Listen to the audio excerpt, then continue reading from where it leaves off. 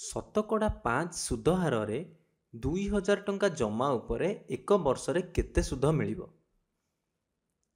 ଏ ଶତକଡ଼ା ସୁଧ ହାର, ଏହାର ଅର୍ଥ କ'ଣ? ଦେଖ, ଆମେ ସୁଧ ଜାଣିଛେ। ସୁଧ କାହାକୁ କୁହାଯାଏ? ଯଦି 2000 ଟଙ୍କା ଆମେ ବ୍ୟାଙ୍କରେ ରଖିଲେ, ବ୍ୟାଙ୍କ ଆମକୁ ଧରିନିଅ 25 ଟଙ୍କା ଦେଲା ବର୍ଷ ଶେଷରେ। ଏଇ ଯେଉଁ 25 ଟଙ୍କା ଆମକୁ ଅଧିକା ମିଳିଲା, ଏଇ 25 ଟଙ୍କାକୁ ଆମେ କହିବା ସୁଧ। କିନ୍ତୁ ଏଠି ପ୍ରଶ୍ନ ପଚାରିଛି କେତେ ସୁଧ ମିଳିବ ଏବଂ ଶତକଡ଼ା 5 ସୁଧ ହାରରେ।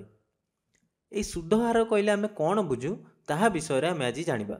ଦେଖ, ଶତକଡ଼ା 5 ସୁଧ ହାରକୁ ମୁଁ ଲେଖିପାରିବି 5 ଶତକଡ଼ା ଚିହ୍ନ ଦେବି। ଏବେ ସୁଧ ହାରକୁ ଆମେ ଲେଖୁ ଆର୍ ନେଉ। 5 ଶତକଡ଼ାର ଅର୍ଥ କ'ଣ? 100ରୁ 5।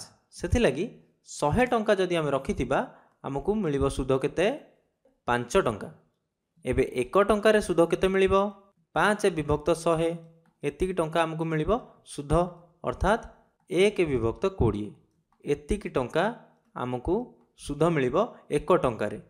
ଏବଂ ଆମେ କେତେ ଟଙ୍କା ରଖିଥିଲେ ବ୍ୟାଙ୍କରେ? 2000 ଟଙ୍କା।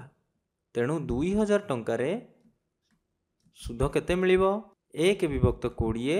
ଗୋଟିଏ ଟଙ୍କାରେ ଯେତିକି ସୁଧ ମିଳୁଛି ଗୁଣନ 2000। କେତେ ହେବ? 2 କେ 2, 2ରେ 200 ହରିଲେ କେତେ ହେବ?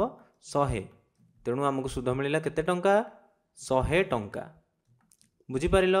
ତେଣୁ ଶତକଡ଼ା 5 ସୁଧ ହାର, ଏହାର ଅର୍ଥ ହେଉଛି 100 ଟଙ୍କାରେ ଆମକୁ 5 ଟଙ୍କା ମିଳିବ ଏକ ବର୍ଷରେ।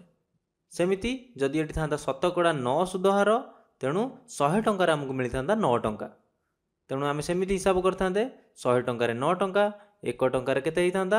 9 ବିଭକ୍ତ 100। ଏବଂ 2000 ଟଙ୍କାରେ ହେଇଥାନ୍ତା 9 ବିଭକ୍ତ 100 ଗୁଣନ 2000।